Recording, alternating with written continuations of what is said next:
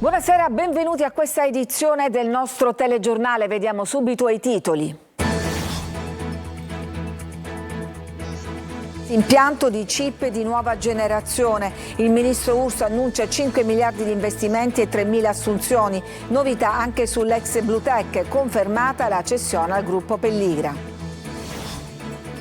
Non solo ponte, il ministro Salvini a Messina lancia un piano di infrastrutture da 16 miliardi per l'isola. Risolto dopo oltre 30 anni il duplice omicidio di Gaetano e Salvatore La Placa, padre e figlio uccisi nelle campagne di San Biagio Platani nell'Agrigentino, una dinamica tutta familiare. Mio figlio è morto a soli 21 anni, racconti dei familiari delle vittime del lavoro. La CGIL crea un comitato per l'assistenza psicologica. L'estate dei divieti. A Favignana vietato passeggeri in costume, a Scordia proibiti i cortei funebri. Intanto sempre più diffuso nelle nostre acque il vermo cane, un predatore che si ciba di pesci ma può ferire anche gli uomini. È arrivato a causa del calore anomalo. Calcio, Faggiano è il nuovo direttore sportivo del Catania. L'accordo biennale è perfezionato in serata.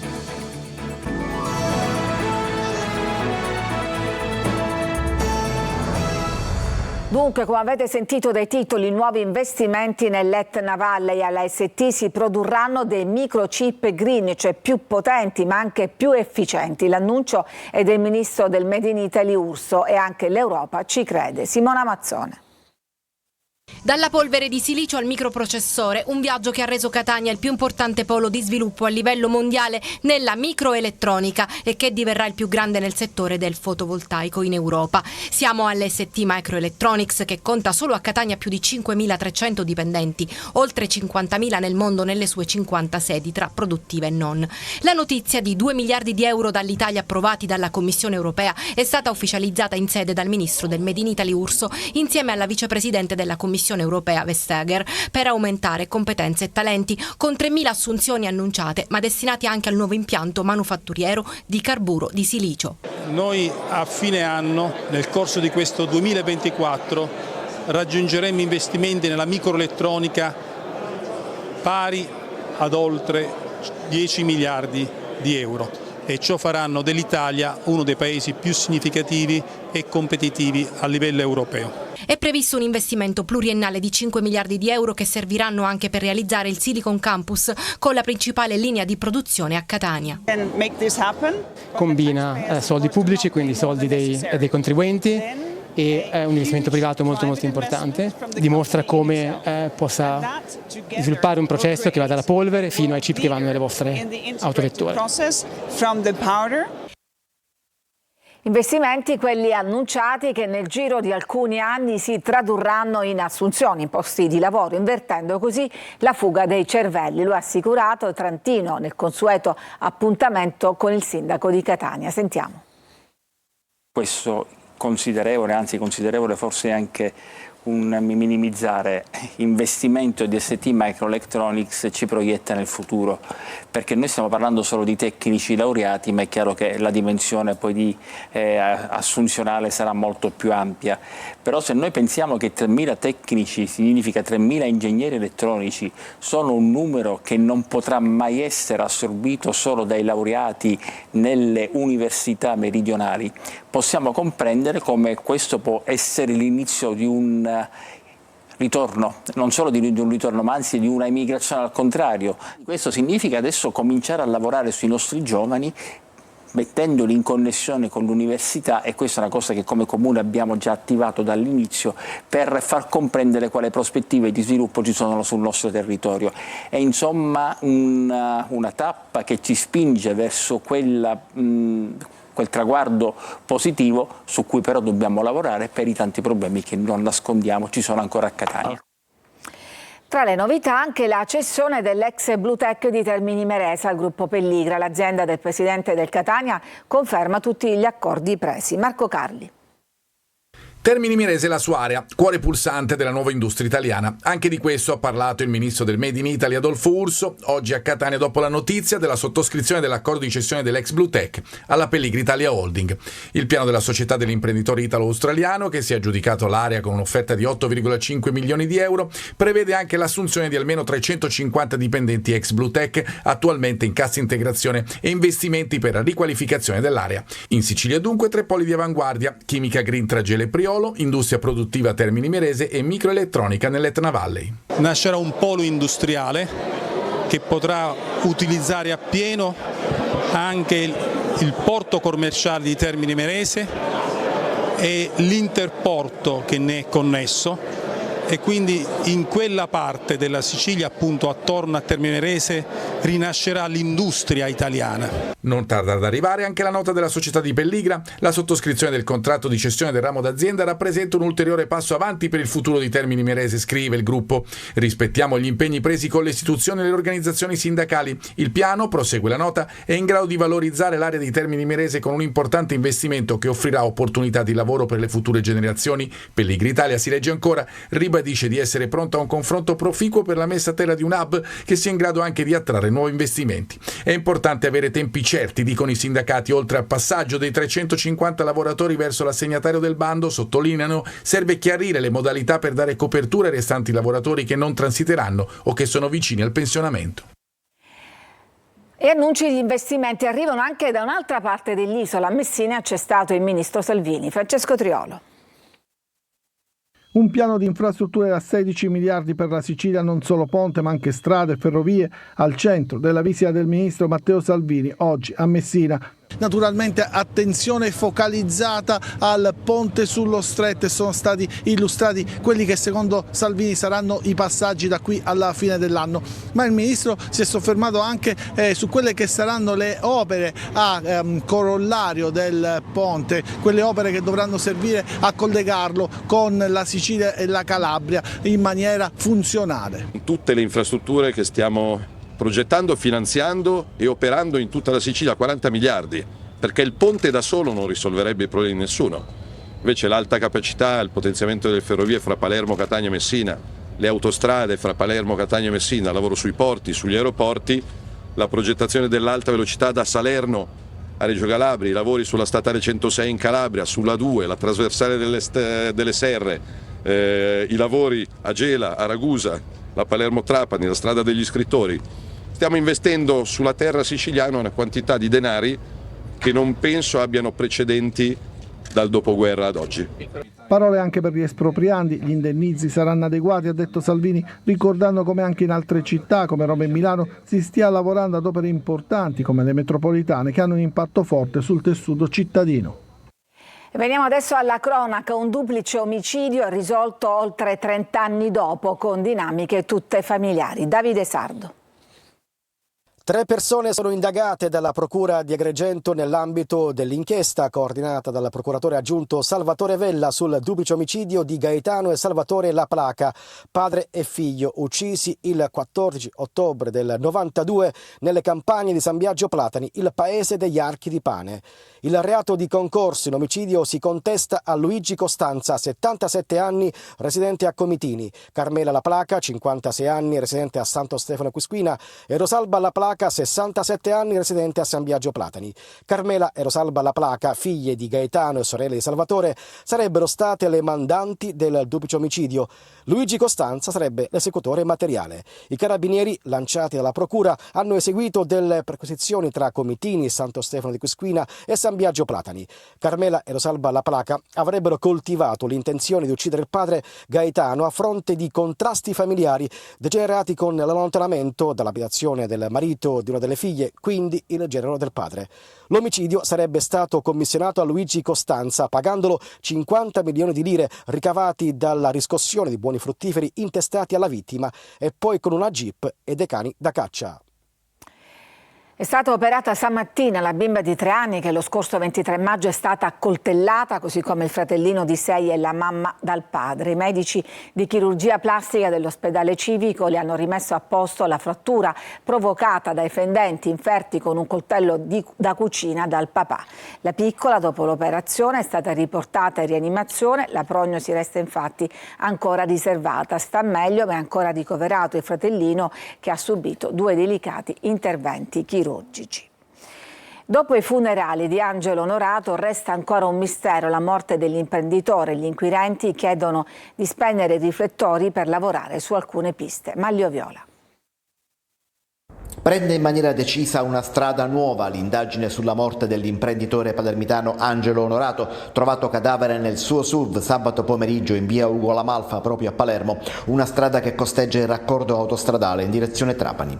All'indomani dei partecipati funerali tenuti in cattedrale, gli inquirenti continuano il loro lavoro. I dubbi sul fatto che possa essersi trattato di un suicidio sono davvero pochi, nonostante le legittime perplessità della famiglia, ma adesso c'è una nuova pista che ipotizza l'istigazione al suicidio. Le indagini però sono soltanto una fase iniziale e gli inquirenti chiedono silenzio. Serviranno settimane per sviluppare elementi di riscontro a queste ipotesi, così come gettano acqua sul fuoco della polemica sulle riprese fatte in chiesa dalla Digos ieri. È una normale procedura la videoripresa per risalire a tutti i presenti ad un funerale del genere, così come vengono ripresi tutti i partecipanti a veglie e manifestazioni. Nessuna ricerca specifica dunque. Anche la moglie di Angelo Onorato, l'europarlamentare Francesca Donato, ha scelto la strada del silenzio. Lo ha comunicato ufficialmente una nota alla vigilia del funerale l'avvocato Vincenzo Lorrè. Occorre far lavorare gli investigatori senza pressioni e senza fughe di notizie che possano minare le indagini, e anche la famiglia, che pure ha già espresso le proprie convinzioni, preferisce evitare ulteriori esternazioni fin quando non ci sarà maggiore chiarezza. Sicurezza nei cantieri, i racconti dei parenti degli operai vittime del lavoro presenti oggi a Palermo all'Assemblea Generale della Filia CGIL. Marco Gullà. Io sono solo incazzata perché mio marito se n'è andato a lavorare per mantenere i suoi 3 figli e non è tornato più. Basta morti sul lavoro, un paradigma che accomuna lavoratori e sindacati, soprattutto dopo la tragedia di Casteldaccia, il cui eco non è ancora passato. Questa mattina Assemblea Generale della CGIL sulla sicurezza nei cantieri, alla presenza dei familiari di operai vittime del lavoro. Lei è Veronica, ha perso il marito proprio a Casteldaccia nella strage del 6 maggio scorso. Ripete una sola cosa: Giustizia e basta. E poi c'è Monica, suo marito Giovanni, ignoffo, stava lavorando a Palermo in un cantiere, quando poi Si è sprezzato il braccio dell'autopompa del cemento, del calcestruzzo, e lo ha travolto. È rimasto lì. Io posso dire che sono uscite le notizie sbagliate. Quasi tutti i giornali hanno dato la notizia sbagliata, perché ha detto che è caduto da un ponte, chi ha detto che ha messo il piede male ed è caduto per un errore suo, chi ha detto che non era in sicurezza, il cantiere era in sicurezza. Aveva il giubbino, aveva il casco, aveva le scarpe. la Filia annuncia la costituzione di un comitato a supporto dei familiari delle vittime. Lavorava mio figlio su un pannello pubblicitario, l'altezza di 7 metri, il pannello non era in regola, con una passerella fatiscente. Non avevano attrezzature. Non avevano le imprese attrezzature di sicurezza, non sono mai esistite, non ci hanno avuto mai un controllo. 3 giorni lavorativi aveva Purtroppo fatto. dopo questo mio figlio 3 giorni ha avuto di vita e non c'era più. Qua, a 21 anni che lo Stato rifletta. 2 rinvii a giudizio per l'esplosione di Ravanusa nell'Agrigentino che nel 2021 portò alla morte di 9 persone. Causò 9 morti, fra cui una donna che avrebbe dovuto partorire dopo pochi giorni. La gigantesca fuga di gas di via Trilussa a Ravanusa, era l'11 dicembre del 2021, potrebbe avere presso dei responsabili. 2 rinvii a giudizio per quella che è stata giustamente definita una strage. A processo vanno 2 tecnici: Guido Catalano, ingegnere, 77 anni, direttore tecnico della Siciliana Gas, al momento della posa della condotta del metano nel luogo in cui avvenne l'esplosione, ma anche firmatario nel 1999 del collaudo tecnico amministrativo.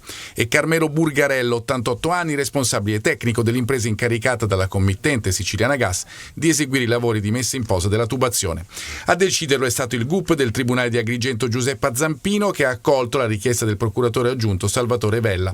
È stata rigettata invece la richiesta della stessa procura di archiviare l'indagine a carico di 10 responsabili regionali nazionali di Italgas iscritti per primi nel registro degli indagati. Il giudice ha disposto nuove, ulteriori e approfondite indagini, dando un termine di 6 mesi. A opporsi alla chiusura del caso erano stati i familiari delle vittime. Le responsabilità della fuga di gas, secondo l'ipotesi della procura di Agrigento, sarebbero da ricondurre a un difetto della saldatura in un raccordo della tubazione sottostante il quartiere di Via Trilussa. La questione adesso sarà sottoposta al vaglio di un dibattimento con nuovi testi, consulenze e perizie. La prima udienza è in programma il 12 dicembre.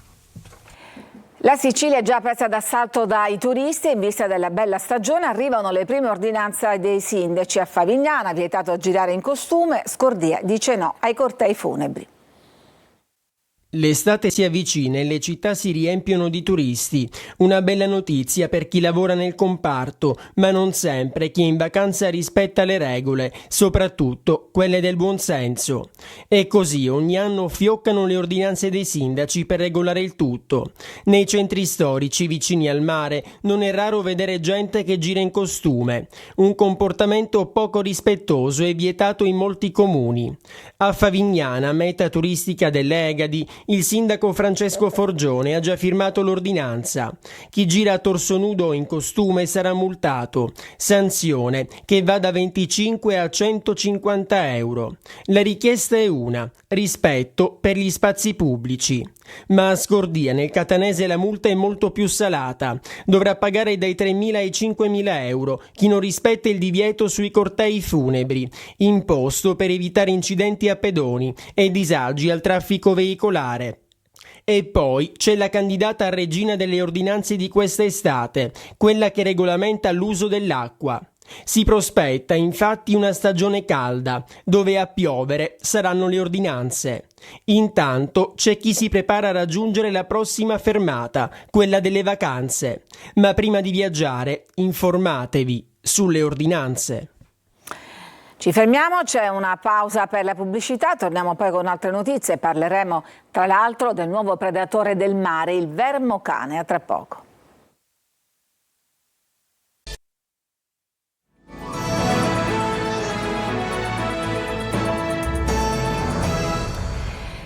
Prolifera per il caldo e si sta diffondendo velocemente nei nostri mari. È il vermocane, ci dice tutto Desiree Ferlito. Sono dei predatori insaziabili, se spezzati in due si rigenerano e hanno aculei urticanti. Parliamo dei vermocane, noti anche come vermi del fuoco. Stanno proliferando nelle acque del Mediterraneo, in particolare in Sicilia. Creano disagi sia alla specie che popolano le riserve marine, sia ai pescatori, che possono trovarsi le reti saccheggiate, come in questo video girato nelle acque di Milazzo. Che spettacolo che abbiamo! Ottimo pescato oggi. Questo ovviamente causa un disagio sia sanitario, perché spesso gli operatori, salpando le reti, si pungono con gli aculi, ma anche diciamo economico, perché i vermocani tendono a mangiarsi proprio il pesce ammaliato. Il vermocane è una specie endemica del Mediterraneo e in passato la loro popolazione era sotto controllo, ma le ondate di calore anomalo degli ultimi anni hanno mutato questa specie, rendendola particolarmente aggressiva e pericolosa. Il vermocane è pericoloso perché possiede all'interno delle setole delle sostanze urticanti, delle molecole urticanti, e essendo le setole molto sottili, al minimo contatto con la pelle umana rilasciano appunto queste sostanze urticanti, in grado di generare dei pruriti, dei rossori, edemi e nei casi un po' più gravi anche febbre. La loro lunghezza può arrivare fino a 1 metro, possono trovarsi fino a 40 metri di profondità o a riva, diventando un pericolo concreto per i bagnanti, al punto da rendere necessaria una campagna per informare popolazione e turisti su questa nuova insidia. Si riproducono molto velocemente e eliminarli è una missione impossibile. Si può solo ridurre l'abbondanza con una cattura selettiva. Il Sicilia Outlet Village dà il via alla terza fase con l'apertura di una nuova area e 30 nuovi negozi. Questa mattina il taglio del nastro del più grande outlet del centro-sud Italia. Emanuela Corsi. 36.000 metri quadrati e 170 negozi dei più prestigiosi brand nazionali ed internazionali. Il Sicilia Outlet Village, società del gruppo Percassi, dà il via alla terza fase e inaugura ulteriori 6.000 metri quadrati e 30 nuove boutique, diventando il più grande outlet del centro-sud Italia. Questo è un percorso che è partito 14 anni fa, in cui magari poco credevano e che invece oggi è una realtà assolutamente consolidata del territorio, della provincia di Enna, ma non solo. Quindi noi con questo nuovo sviluppo abbiamo voluto dare un ulteriore segnale di forza, ma soprattutto del fatto che crediamo in questa terra e in questo territorio. Un investimento di oltre 35 milioni di euro che rafforza anche il ruolo catalizzatore del polo commerciale per lo sviluppo economico e occupazionale della regione, con un indotto di oltre 1.500 risorse tra dipendenti e lavoratori indiretti. Ancora una volta un investimento che porterà dei posti di lavoro, e quindi la politica deve vedere assolutamente favorevolmente e deve stare vicina degli imprenditori che ancora una volta vogliono rimanere in Sicilia e vogliono investire sul nostro territorio. Al taglio del nastro che inaugura questa nuova fase il general manager di Arcus Real Estate Luca Nasi, il partner di Orion Village Nicola Sanfilippo, il direttore di Sicilia Outlet Village Cesare Greco e i rappresentanti delle istituzioni. Sicuramente il più importante outlet del sud Italia, e quindi nella considerazione che molti viaggiatori nel scegliere la loro destinazione guardano anche, e alcuni solo, a questo tipo di il turismo dello shopping. Per la Sicilia sicuramente è un'occasione in più. Per festeggiare il nuovo traguardo, sabato e domenica il Sicilia Outlet Village si animerà con spettacoli, fuochi d'artificio e shopping esclusivo con i Summer Black Days. Per il calcio c'è il nome del nuovo direttore sportivo del Catania, ne parleremo tra poco dopo la pubblicità.